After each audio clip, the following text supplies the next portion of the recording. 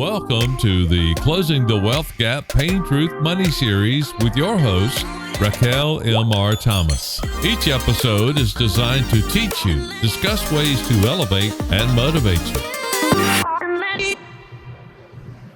Hello. I'm Raquel Richardson Thomas, and I'm here to talk about closing the wealth gap and pain, truth, and money. Closing the wealth gap, pain, truth, and money.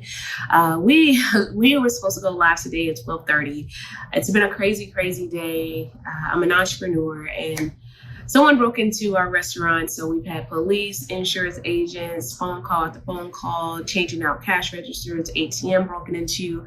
So I'm a bit delayed. We went live and we had some technical difficulties, but I still wanted to have this segment. I think it's so very important for us to have this type of conversation. So every Monday, I'm going to go live or have a recorded video where I talk to you about closing the wealth gap, pain, truth, and money. I truly believe that the only way for us to affect change, the only way that we change what's going on in our communities, we have to start having open dialogue. Without having open dialogue, we cannot start a discussion to start fixing the issues that are in our communities. One of the larger concerns for me right now is the huge wealth gap in the African American community. And we're going to talk about some statistics that I've been able to find doing some research. And I'm going to tell you a little bit about, what I do and my family, my growing up, and how important these very things are to me. So as we get more into the conversation, I would love for you guys to post any questions that you have, and I will be more than happy to go back, respond. I'm looking for your dialogue. Again, I truly believe that if we're going to make changes, the only way that we make changes is if we start having the difficult conversations, having a difficult dialogue that we don't like to have. There are many conversations in the African American home that we don't talk about, right? Because it's not comfortable, because we've been told it doesn't matter, keep it in the family, what stays in this house, nothing goes out of this house, et cetera, et cetera. Well, the wealth gap has to end somewhere, and it has to start with communities that are underserved, number one, communities that need the benefit of education in this area. I'll say education in this area. So I like to start with a quote. And every day on my social media sites, Instagram and Facebook, I post some type of quote that I believe in. These quotes come from myself and or other individuals that have written them. And I'll say today it hit home because we're talking about, and this is the first day that we've done this segment where we're talking about closing the wealth gap. And the quote today was, you have the power. You have the power to change anything. I want that to sit with you, and I want you to say it. Say it to yourself. I have the power to change anything. The quote of the day is, you have the power to change anything, and that ties directly into closing the wealth gap. We have the power to change the wealth gap. It's are we ready? Do we want to change the wealth gap? Are we willing to do the work that is required to change the wealth gap? Well, I am ready, and I'm willing to do the work to change the wealth gap, because it's going to affect my kids more than it affects me. It's going to affect my kids' classmates more than it affects me currently. So I'll say this. I was on Forbes, and I spent a lot of time on Forbes, and it said 1 in every 5 Americans have zero or negative net worth. Zero or negative net worth, which means you don't have money in your bank account, you don't own a home, you don't have stocks, you don't have bonds. That's zero. Negative is when you literally have a negative $498, right? You ever get a overdraft in your account and it says negative whatever? So having a negative net worth is equally, it's worse obviously than having zero net worth. But we need to talk about that because in the African American community, there are less people who actually own their homes. Your home is a part of your net worth. So if you own a house and it's worth $500,000, and you have a payoff of $250,000, your net worth is $250,000. It's less what you owe. So for me, my net worth is made up of my liquid assets, cars, real estate, my home, of course, stocks, bonds, whole life insurance, et cetera, et cetera. One of the things that we see in the African American community that there is a lack of those things. And following is a lack of savings. When I talk to many people, and it doesn't matter race, to be perfectly honest, race doesn't matter here. Most people don't save money when they get their paycheck. Most people live paycheck to paycheck. So that's obviously a huge part of the wealth gap. And you see that a lot in the African American community. So when I look at some of the statistics that I read on Forbes, it also said nearly half of the households lack a basic personal safety net. And they're talking about savings, right? More than half of America doesn't have a safety net. So if you have an emergency, say a storm comes and it knocks your door down, you literally don't have a safety net that says, okay, I can go into my savings account and pay for this door because it is something that my insurance will not cover. And in some cases, if you own a home, you may not have insurance. So literally half of America doesn't have that. Now, this is beyond race. While it does affect the African American community more, this is beyond race. This is half of America. This is everybody in this pot. And I also saw that it would take Black families 228 years to have the same wealth as white families. 228 years for African American families to have the same wealth as white families. So obviously there's a huge, a very large gap in wealth. How do we attack that? And I'll say this: we have to start with saving. I think that's a key.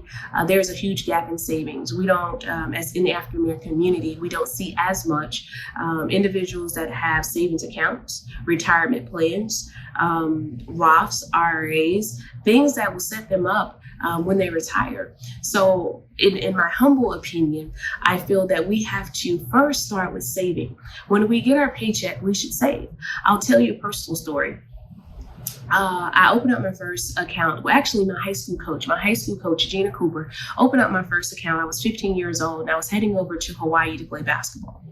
Prior to that, no one had talked to me about a bank account. No one had talked to me about savings. So I had no idea that this was something that was needed, right? So I started to learn from her, and she taught me, hey, when you get your money, put it in the bank, they'll spend it all, save it.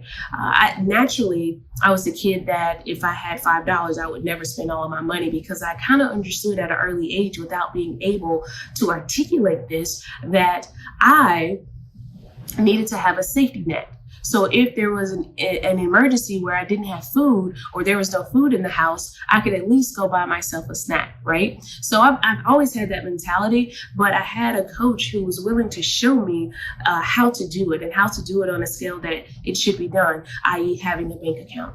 So I got my first job, and on my first job, I promise you, I saved half of my paycheck, period. So if I made $100, I saved $50. I took the other $50 and I did whatever I wanted to do with it. I carried this throughout my college career, did the exact same thing. And when I got a job and I was in corporate America and I was making a lot more money, I would save 15% of my paycheck. I would take 85% and put it into my checking account. I would put money toward stocks, bonds, et cetera, et cetera. But I would take that out of the 85%. No matter what, 15% of my paycheck went directly into my savings account. And I made it a habit. And in that savings account, I did not touch any of that money, right? So when I say, let's fast forward 7 years into my corporate career, I'm ready to leave corporate America and become an entrepreneur. I literally had 3 years of savings to cover all of my expenses. 3 years. And it came from a lot of self-discipline. We must have discipline, and we lack that in many areas. So one of the things that I want you to work on, and the key takeaway from Closing the Wealth Gap segment 1, is for you to start saving. Even if it's $10 a week or $10 a month or $10 bi-weekly, start saving. You got to have a safety net. That's how we start and set ourselves up to close this wealth gap that we face every day. Next, I want you to start thinking about things you can do to generate revenue, right? Most of you already have jobs. I truly believe, and I'm an entrepreneur, I said this earlier, I truly believe that entrepreneurship is a way to build our legacies, number one. And my legacy is my children and being able to hand them something that I've built and created. Number two, I believe that everyone has a gift and everyone has a talent, and it can be monetized. So I teach entrepreneurship. I love it. I live it. I breathe it. And in entrepreneurship, you're going to lose some, you're going to win some. But I truly believe, and I can't say this enough, that you can make money off of your gifts and talents. And God gives us all gifts and talents. And for you to tap into those will yield you the best results, whether it's in your career or whether it's for yourself. But nonetheless, I believe that entrepreneurship is a way that we start changing that wealth gap. I believe that opening businesses in our communities is a part of it as well. So along with saving, those are some other things that I think really, really matter. Moving on to the wealth gap. The last point I want to make about the wealth gap is the United States tolerates a widening between the very rich and the many with low incomes. And that burden of poverty falls heaviest on the African American community and other people of color. And again, I got this information from Forbes.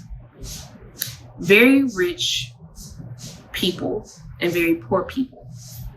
How do we close that wealth gap?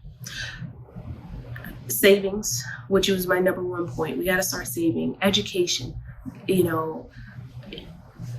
it's important for us to educate ourselves. It's important for us to make sure our children are educated. And more importantly, we have to figure out how to be more disciplined. How do we become more disciplined in this process as we're saving, as we're putting ourselves in a better position, and better yet, putting our children in a better position? So for me, and I'll say this, and I'll be very candid, my entire existence is based upon what will happen when I'm no longer here and how will my kids function. So when I think about my 401k, I'm thinking about my children. When I'm thinking about a pension, I'm thinking about my children. When I'm thinking about setting up a Roth or stocks or investments, my savings, my business investments, I'm thinking about my children. And yes, I do take many risks because I'm an entrepreneur and that's what we do. But I do focus on setting them up better than I was set up. Growing up, I was in foster care. And we're going to transition into Pain, Truth, and Money. How Pain, Truth, and Money ties into this wealth gap that we're facing. Foster care. Pain, right? Pain, Truth, Money. I carried a lot of things that happened to me in my childhood, right? And those things were prohibiting me from really reaching my best potential because I wasn't quite ready to deal with them and I was avoiding those things. So I had to work on all the things that caused me pain. And in the African American community, there's a lot of pain, whether it be Black men and women being shot by police officers, whether it be Black on Black crime, poverty, so on and so forth, right? Well, there's pain that comes with that. I spent some time in foster care. Both of my parents were drug addicts. I didn't have the adequate care that a child should have. I carried that pain. While I may have had a lot of the materialistic things, I didn't have that love and that everyday check-in. Hey, are you okay? How was school? I didn't have that as a child. And when I went into foster care, I tried to commit suicide. And during that time of my life, I was young, I was in high school, but I could not cope, and I wasn't coping because there was so much pain. And as a woman, I grew and I carried a lot of that pain with me, and it was the reason I made certain decisions or didn't make some decisions. So what I'll say is pain can become a part of the wealth gap issue. We have to deal with the pain that we've gone through so that we can open doors and move forward. Truth. We have to be very honest with ourselves. We have to be honest with who we are, where we are, what we are, right? And when we do that, we put ourselves in position to win. We put ourselves in position to build our legacies. So we have to be more truthful about what's going on. We have to be more truthful about why we're not saving money. We have to be more truthful about, buying new shoes or spending our money on extracurricular activities when indeed we haven't put any money into our savings account. We have to focus on being disciplined across the board. And then I'll say this, money in wealth gap, that's very obvious, but money is not the one all be all. I know people that have lots of money and they're very unhappy. So I'll say this to you, money can cause pain and money can allow us to be untruthful sometimes. So while money is very important because of the way of living and how we want to live and how we want to provide for ourselves, our families, our children, et cetera, money can also be a source of evil. So we have to make sure that when we get the money that we're doing the right things with the money and that we are taking care of the money and that we are putting it in a position to multiply so that money can multiply. If the money multiplies, then you start to close the wealth gap again. We have to take the money and help other people, help other communities, help people in need. So paying truth money ties directly into the wealth gap, and we have to be intentional and we have to start having the difficult conversations. How do you save $10 a month? How do you save $10 more than what you're already saving a month? What sacrifices are you going to make so that you can save more money? Those are the questions that I am asking you today, and I will say this as I prepare to close out. My purpose and what I want to do is to provide and inspire 10,000 minorities and business owners to close the wealth gap. And how do we do that? We do it with impact and influence, and we build our communities. That's how we do it. There's no in between. The mission is to build people who build businesses, who build communities. You got it? Right? Build people who build communities. That's what I want to do. I want to create a tribe that's focused on building communities so that we can close the wealth gap. I am excited about helping people increase their influence, increase their impact. Right? If you can increase your influence and increase the impact, you're definitely going to build your community. So for me, my entire purpose is to do just that. I cannot tell you how important it is to operate outside of fear. And if you are of fear, then you need to operate in it. But what would you do if you weren't afraid is the question. What would you do if you were not afraid? Ask yourself that. If you become hesitant in saving that $10, if you decide to possibly not take the chance to open up your own business, I want you to take the time and ask yourself, what would you do if you weren't afraid? Thank you so much for joining me. I'm Raquel Richardson-Thomas, and I will see you on Monday. Join me on Instagram, RaquelRT3. Join me on Facebook, Raquel MR Thomas MBA. Thank you so much. Closing the wealth gap, paying truth and money with Raquel MR Thomas. Have a great day, and thank you so much. This has been a Closing the Wealth Gap Paying Truth Money episode.